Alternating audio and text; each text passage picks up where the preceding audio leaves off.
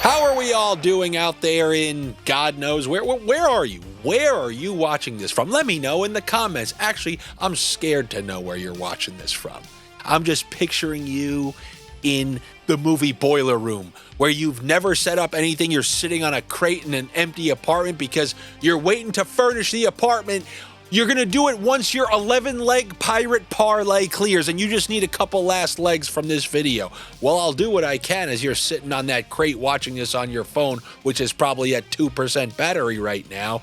But hopefully that 2% will get you to the end of this video while we're discussing Game 2 of the Western Conference Final. And a little bonus heading into the weekend, I'll talk a little bit about Game 3 between the Carolina Hurricanes, who have to now go into Florida down 0-2 in the series. But first, let's talk about this Western Conference Final Game 2. I posed a thought before Game 1, and I said I kind of hope that the Edmonton Oilers find a way to lose Game 1 so that all you guys out there would have a decent opportunity to take the Connor McDavid, Conn Smythe at a fair price, because who knows if you were ever going to get a good price yet again. If Edmonton wins Game 1, and then it's even tied 1-1, and then 2-1 to Edmonton, you would have never really got a good price at that. So I'm telling you, like when I told you when the Panthers were down 0-1 in that series, I said I'm going to take the Panthers to win the East when they were down 0-1. I am going to take Connor McDavid to win the Conn Smythe right now. No, I'm not taking Edmonton to win the series down 0-1. I'm taking Connor McDavid with this now jacked up price to like plus 550 to win the Conn Smythe. And if Dallas wins this game too, which they absolutely can because of that crazy third period that they had, you know they're going to get some momentum into this game.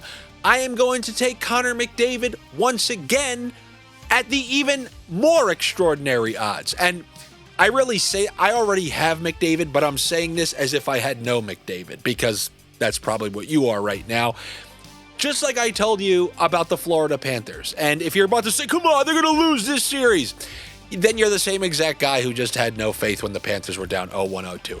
They can be down 0-3. These Oilers are wild. Okay, whether you want to talk about that round against the Kings going down 0-2, whether you want to talk about going down 0-3 in the Stanley Cup and almost winning that, and Connor McDavid did still win the Conn Smythe.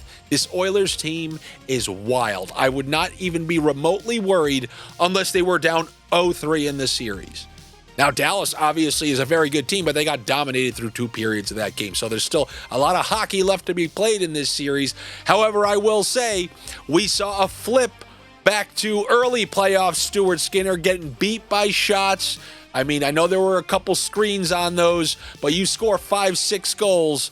Now we're looking at this Skinner that's probably going to let in a few more. And here in this game too, with Dallas ending that game the way that they did, I'm looking at them to score a couple of goals in this game. So the place I'm going to start here in this game too is on the Dallas side with those player props, kind of like I did last game. Coming off of that third period, scoring all those goals. Was it a 5-goal third period?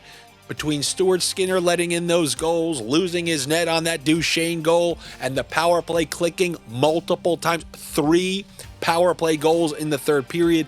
You guys know how the power play works. It works both ways with confidence. When you're struggling, it's awful. When you're scoring, it feels like every single power play is going to produce a goal. You had 3 power play goals, but here's the sneaky part about it. It was the second unit that produced the majority of the goals.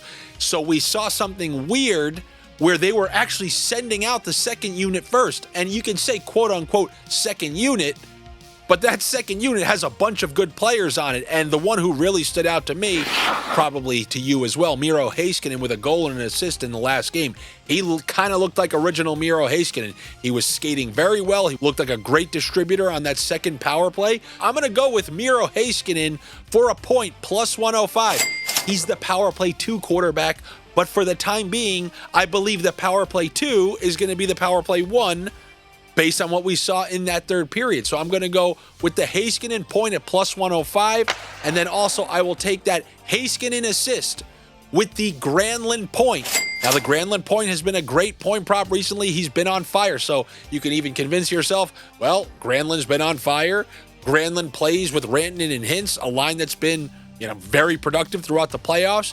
But now, sneakily, I think Granlund is the one on quote-unquote PP1. We will see, but from what I saw from DeBoer, I think the first penalty that's being taken, it's going to be interesting to see. I think they're sending out the unit with Heiskanen, the Sagan, Marchment, Robertson, Granlund, and Heiskanen. I think they're going to be out there first despite actually being the PP2. I'm pretty sure that's what we saw in the third period, and I think that will continue based on all those power play goals who went in. So I like Miro Heiskanen for a point, and then a little same-game parlay, Heiskanen for an assist, and Michael Granlund for a point. And then on the other side, no surprise here, we're going with Evan Bouchard for a point and a Connor McDavid assist.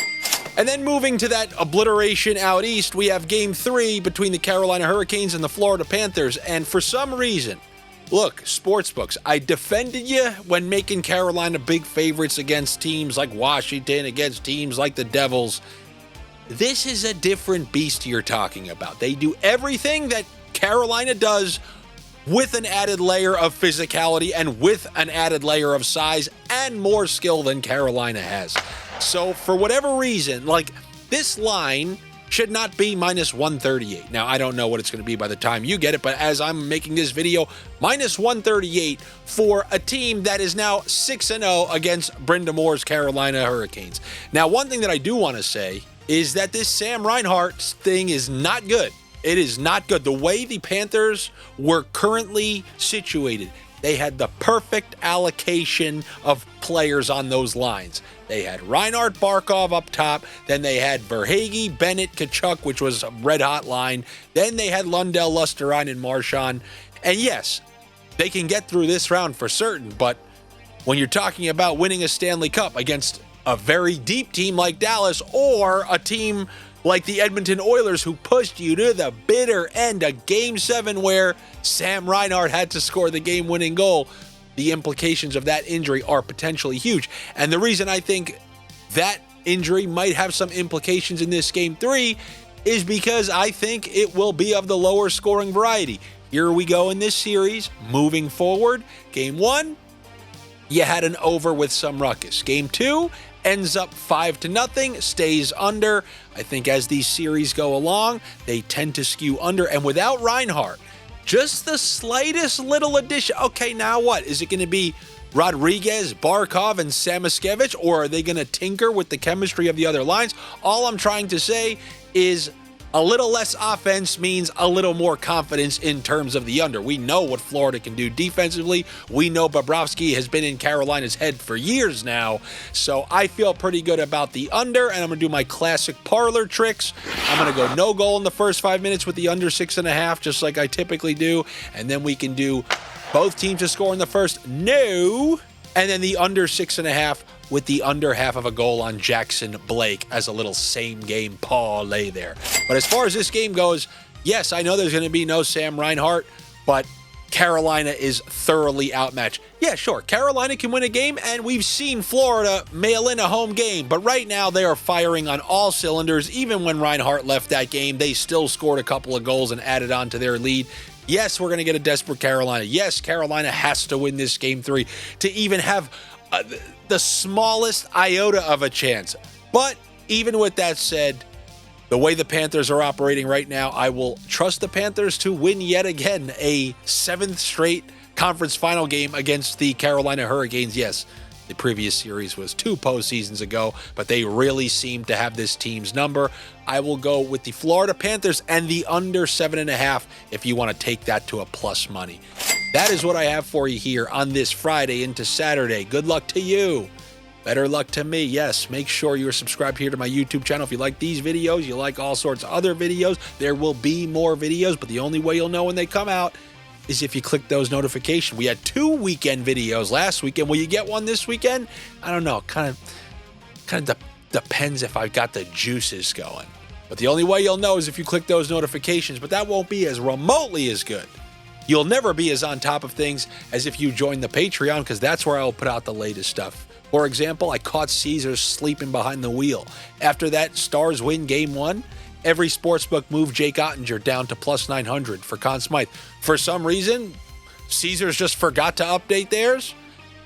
Plus 1,400 yesterday. So we nailed that on the Patreon. I sent that out to all the members. Those are the types of things. Any sort of little scam I can get, I will let you guys know. But that's also where Josh has his baseball picks.